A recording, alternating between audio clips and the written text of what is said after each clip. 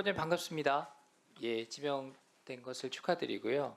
혹시 임명이 되시면 잘 이끌어 주시기 바랍니다.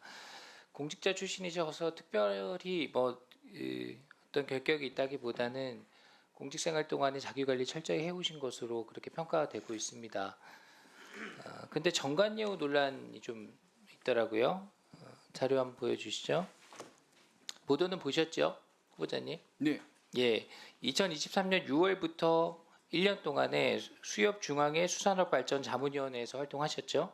네, 그렇습니다. 예, 1년 동안 받은 금액이 한 3천만 원 정도 됩니다. 그런데 이제 회의를 한 6차례 한 것으로 확인되고 있고 맞습니까? 네, 맞습니다. 그러면 이게 지금 회의 한 번 할 때마다 한 500만 원 정도씩 자문료를 받게 되는 셈인데 이게 지금 통상적인 전문가 자문료라고 하면은 뭐 한 30만 원에서 50만 원 정도 이렇게 책정이 돼서 운영이 되고 있는데 적절한 금액이라고 생각을 하십니까? 네, 저렇게만 보면 확실히 과하게 보이는 것 같습니다.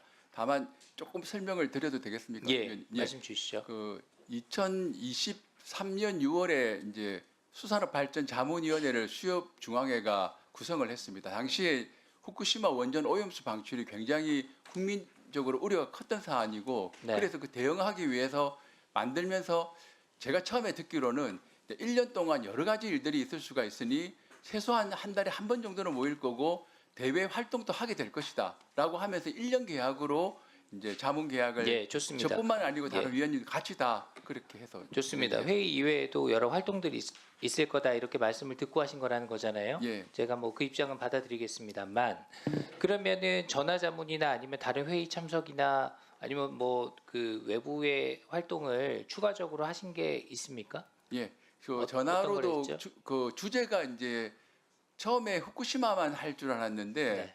그 이후에 이제 후쿠시마 부분이 생각보다 시장이 안정적으로 관리가 되고 해서 다른 주제를 다루면서 그 주제와 관련해서는 이렇게 회의가 하고 발언한 부분에 대해서 한 번 더 확인하는 부분들도 있었고 예, 좋습니다. 예, 그리고 그 다음 외에도 장 한번 보여주시죠. 화면을 보면서 말씀드릴게요. 저는 뭐 후보자께서 말씀하신 게 사실이라고 하더라도 이게 이 자문하는 형식이 민간에서도 최소한 전화자문을 했다 아니면 어떤 컨설팅을 했다라고 하면 그 근거를 남기게 됩니다. 비용 청구를 해야 되니까 당연히 그렇겠죠. 인보이스 할 때 참조되는 자료들을 유지하지 않습니까? 그런데 이 중공적인 영역에서 활동하시는 사안에 대해서 지금 이런 기록들이 하나도 없다는 거예요. 그냥 당시에 뭐 여러 활동을 추가적으로 했습니다. 그러니까 이 금액이 그렇게 과다하다고 생각하진 않습니다. 이 정도 입장이신 것 같은데 국민들 눈에 보기에는 이거는 과한 것이 분명하다. 그리고 후보자께서 고위공직에 계신 분이 아니었다면 저는 이런 예우를 하진 않았을 거다 이렇게 생각을 합니다. 자, 특강도 하셨더라고요. 이게 특강료도 이게 금액이 큽니다. 다음 장 보여주세요. HMM에서 150만 원, 200만 원, 수협에서 250만 원. 1회 특강에 이 정도 비용 과한 겁니다. 인정하세요? 예, 좀 과하다고 인정합니다. 예. 그 수산업발전자문위원회에서 이 자문하신 거 관련해서 법원에서 과태료 처분 받으셨죠? 아닌가요? 아, 그게 아니고 네. 취업 제한 문제로 그렇죠. 해서, 예, 그 그렇습니다. 공직자윤리법에 이게 지금 수협중앙의 직책을 맡으면 이게 그 취업 심사 대상이 되는데 그거 신고 안 하셔가지고 과태료 받은 거 맞잖아요. 맞습니다. 그죠? 예. 그 이게 공직을 거의 30년 가까이 하셨는데 이게 취업 승인 대상이라는 것을 모르셨어요? 네, 당시에 제가 예. 2023년 6월에 제가 자문위원으로 수협에 갈 때 경우는 수협이 네. 취업 심사 대상 기관으로 지정 고시되어 있지 않았습니다. 그리고 제가 2024년 5월에 이제 자문위원을 해촉이 됐는데요. 네. 2025년 1월에 수협중앙회가 그 취업 심사 대상 기관으로 지정 고시가 되었고 그 이후에 공직자윤리위원회에서 과태료를 부과하겠다고 하고 법원에서 예, 부과를 예, 했던 좋습니다. 다음 장도 보여주세요. 제가 후보자님 주장을 잘 알고 있습니다. 그 취업할 때 당시에 이게 그 취업 심사 대상 기관으로 지정 고시되지 않았기 때문에 나중에 소급 적용된 거다. 그래서 좀 억울한 부분이 있다라는 취지로 설명하시는 걸로 이해를 했는데요. 다음 장 보여주세요.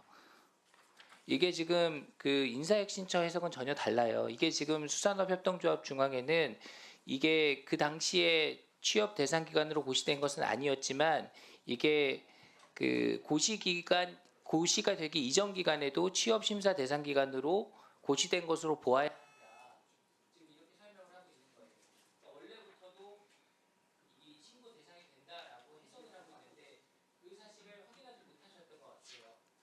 확인을 못한 것이 아니고요. 제가 그러니까 이게 취업 심사 대상 기관으로 고시되어 있는 기관이 26,000개나 됩니다. 근데 거기에 나와 있지 않은 거를 해석으로 해서 다 찾아내서 본인이 그거를 신고를 해야 된다라고 하는 것은 저는 약간 법령에서는 조금 미비한 부분이 아닌가라는 판단은 들고 있습니다. 재미있게 보셨다면 구독, 좋아요, 알림 설정까지 꼭 눌러주세요.